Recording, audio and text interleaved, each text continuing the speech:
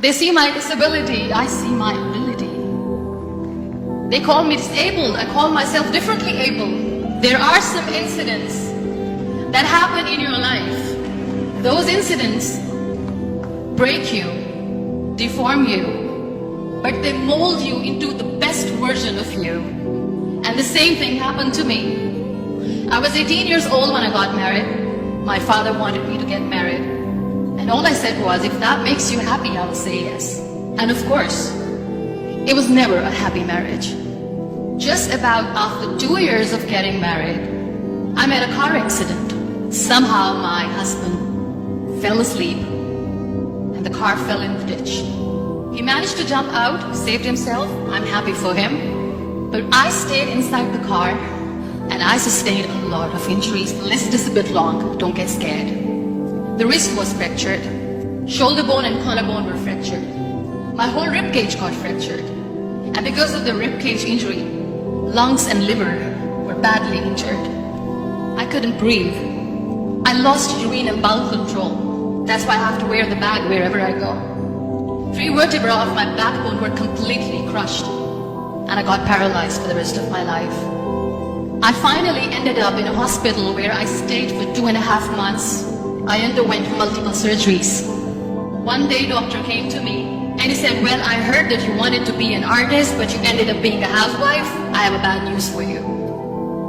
You won't be able to paint again because your wrist and your arm are so deformed, you won't be able to hold a pen again. Next day doctor came to me and said, your spine injury is so bad, you won't be able to walk again. Because of your spine injury and the fixation that you have in your back, you won't be able to give birth to a child again.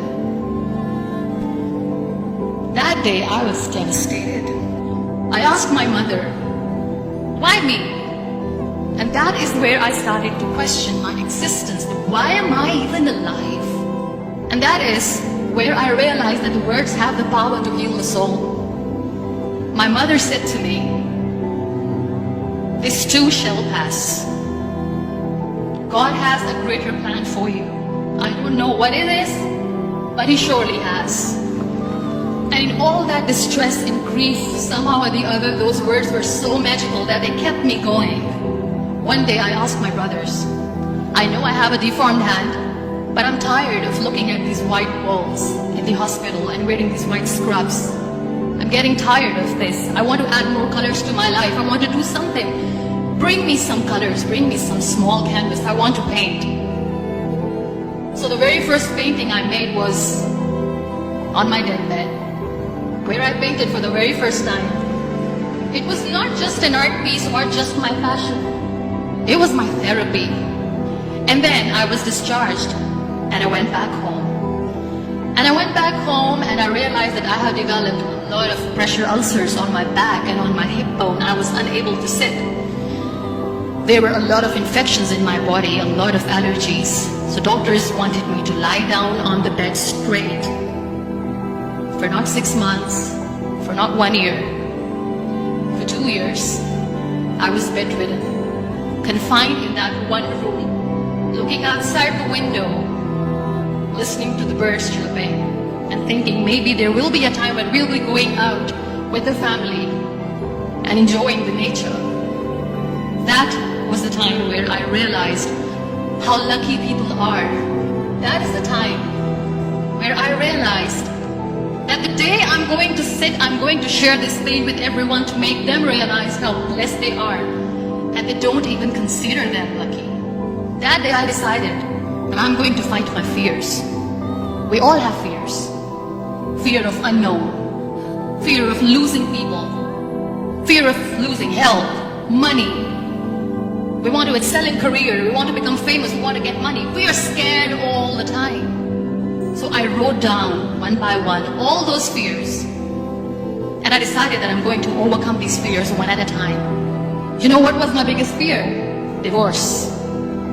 I was trying to cling on to this person who didn't want me anymore, but I said no. I have to make it work. But the day I decided that this is nothing but my fear, I liberated myself by setting him free. And I made myself emotionally so strong that the day I got the news that he's getting married, I sent him a text that I'm so happy for you and I wish you all the best. And he knows that I pray for him today. Number 2 was, I won't be able to be a mother again. And that was quite devastating for me. But then I realized there are so many children in the world, all they want is acceptance. So there is no point of crying, just go and adopt one. And that's what I did. People think that they will not be accepted by the people because we, in the world of perfect people, are imperfect. So I decided that instead of starting an NGO for disability awareness, which I know will not help anyone, I started to appear more in public.